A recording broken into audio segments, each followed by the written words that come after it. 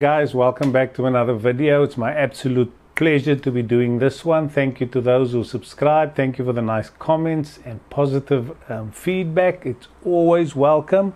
So we're going to continue our theme with working on the Panasonic Lumix G9. This time we're going to have a look at the Sync app and what the value proposition is from using it.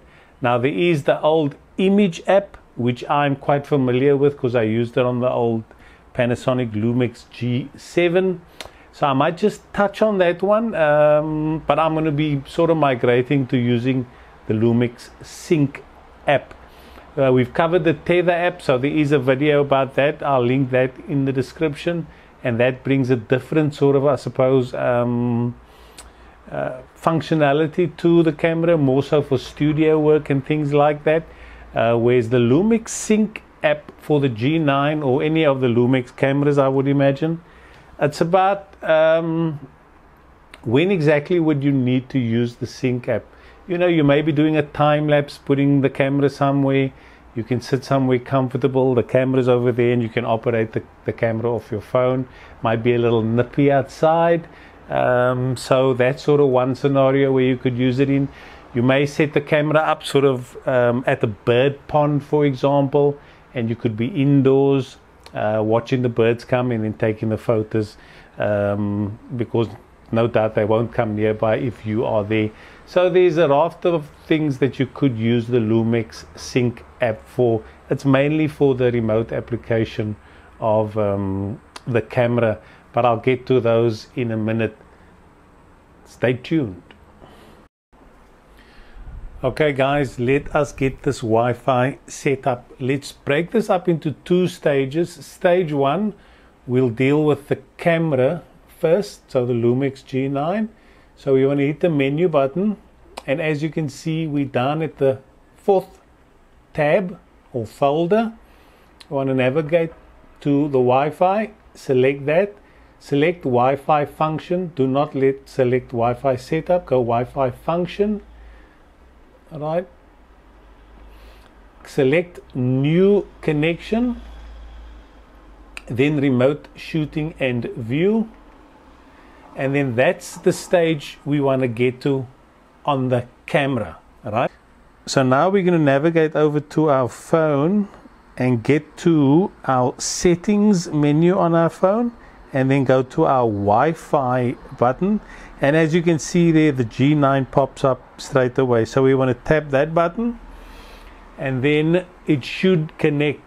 So it's done, and it's found the Image app. Don't worry about that too much. For some reason the Lumix Sync app doesn't come up amongst the list, but navigate to the Lumix Sync app anyway, and then choose that option. And as you can see, it is connecting with the camera now. All right. Now sometimes it can play around or take a little bit, but it appears to be connected. So now we can do some remote shooting. If you tap that, let's start off with that button. And as you can see, now the Lumix G9 screen has gone all dark, and that's a sure indication that we are connected. All right. And you can see my GoPro now is in shot over there. For the time being, I'll keep the phone sort of vertical. You can turn it lengthwise if you want to. You do tend to get a bit more real estate, but for the time being, I'll keep it vertical. It just shows more, gives me more screen options. So let's just run through some of these things over here. So once again, you can change the display. As you can see, I'll start over the bottom left here and bring up some more information. The big white button is to take a photo, which I just did. I'll do it again. That takes a photo. The big red button is to start video recording. So that's reasonably straightforward. And then just simply hit the stop button when you're done. So as you can see, the idea behind this app is basically remote control of the camera, you know, and certain situations will, I suppose, make it beneficial. while others not entirely necessary. And you can sort of ascertain when and how you'll use the app. Just continue running through some more of the functionality. We've got the white balance button, which you can change. You can get to your ISO nicely, should you wish to. And then you can also get to your shutter speed and aperture settings. Doesn't stay up there very long for some reason, but anyway, it is there. It still tells you how many shots you have left. You can change and move around your focus area should you wish to do that. So the functionality on the actual app is quite impressive. And then like I said, you've got your display option, which you can put on and off, and then you can also venture to some recording settings. I'll just run through a few of these. You can go through your aspect ratio, your quality, and so forth and so on, which is quite handy. And then you can even control the live control quality. So you really need to play around with this, and you'll be surprised at what it is you have available on the actual application. I'll just go back to the main menu.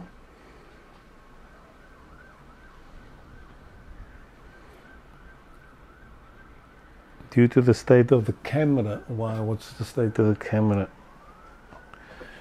Camera is still on, so I don't know what they're talking about. It's under remote control.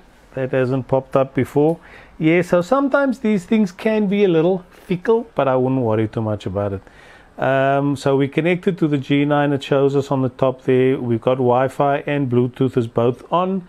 Now for the shutter remote control down at the bottom here, Bluetooth needs to be on in order for that to work, which I'll get to in a minute. Then you can obviously import images. You can select which SD card you're working out of, because the G9 has got two. It does take a little bit of time to download the images, especially if you've shot in RAW, but you do have the option of, if you get the three lines here, when copied, right, you can make it small, so that'll be more like a JPEG. And then you do also have some filtering options should you wish to use those. So it's quite handy if you're out and about in the field and you've got a really nice shot that you want to share with somebody, or you want to post to social media. Then you simply hit the old images button, select the photo that you like, and then down at the bottom here you've got that phone with the arrow button. You simply hit that and then just go OK, and it'll now copying the image directly to your phone. Once it's on your phone, you can then upload it to social media and get your Instagram game on, and so forth and so on. So look guys, it is a nice app, and as I said in the beginning, there's certain applications it'll no doubt be useful in, you know, if it's cold outside and you need to be warm and you've got your camera set up to do some time lapses or shooting birds or whatever the case may be. I'm sure there's a plethora of things that it'll be used for. I don't think there's anything else. There is another thing that's very, very handy. You can do a firmware update straight from the Lumix app, which I think is awesome. Then no longer jumping onto the website, downloading it to a SD card and putting it into the camera and yada yada yada. So you can do the firmware update directly on the app, and then you can actually turn off the camera from here too. So my advice would be to have a play, and you will be able to ascertain whether it is useful for you or not. Anyway, I'll wrap it up there and then get back to finishing off this video. Alright guys, so I hope that sort of makes sense. That's like a summarized view of the Lumix Sync app. Depending on what your sort of photography needs are, or whatever the situation is, it may or may not come in handy. For example, now as I'm recording on the Lumix G7, I have to get up and go to the back of the camera to tweak the ISO if I need to, because I'm sitting next to a window here, so the clouds are coming past all the time and the light is changing. Whereas I can actually connect the app, and then before I start recording, jump on the app here, have a look and make all my settings without having to get up and do it on the camera. So in that regard, it is handy. However, I believe it comes with a little bit of a caveat. You're talking about a Bluetooth connection between the camera, right, and the phone if you want to use your remote shutter or some of the other functionalities, or a Wi-Fi connection between the camera and the phone, right? That is going to use additional battery. It's going to chomp up your battery a little bit because there's another thing there. So keep that in mind. I've experienced that before when I've used the app quite extensively to control the camera, that it does go through the battery a little bit quicker. So that's the only thing I would say is possibly a little bit of a fly in the ointment. But besides that, look, it's another little tool that we can use when the situation arises. You don't have to use it all the time, but sometimes, like I mentioned at the beginning of the video, it's a bit nippy outside. You might be in some part of the world where it's really cold, snowy. You can have the comfort of being indoors, camera outdoors, and you doing your thing. So guys, thank you very, very much for watching. This is another another video in a series of videos unpacking the Lumix G9. I'm sort of going to be alternating, unpacking what this camera has to offer, what the apps have to offer, and then also doing some field trips. Like I said in previous videos, I'm unpacking the kit lenses. I want to do some time lapses. I want to do some night photography using the kit lenses. And what else is there? We've done a bit of landscape last week. I want to try and get some portrait photography done using the landscapes. I'm working on getting some real estate photos just to sort of see what lens would be the best, almost versatile out of the kit lenses if you're doing a bit of real estate photography and things like that. So look, there's lots to come. At the moment I'm doing one a week, which is kind of manageable. I want to eventually bump that up to maybe 2 videos a week and just see how that goes. So guys, thank you very, very much once again for subscribing. Thanks for your comments. Thanks for tuning in. If you are enjoying these videos, then please consider subscribing, like it, share it with somebody, and if you've got any suggestions as to some content around the G9, or not only the G9 as the channel name implies, aperture to zoom, I'm going to be unpacking everything around aperture to zoom. So composition, depth of field, focal length, you name it. If it's in the camera world or photography world or videography world, we're going to be covering it in its entirety. So lots to come. Excited, enjoying it still. I'll keep these videos as short as possible and try and summarize it to the key points. I'm not one for waffling, although that is a bit of a weakness of mine. I tend to go on and on, tend to repeat myself a few times, so my apologies if that happens.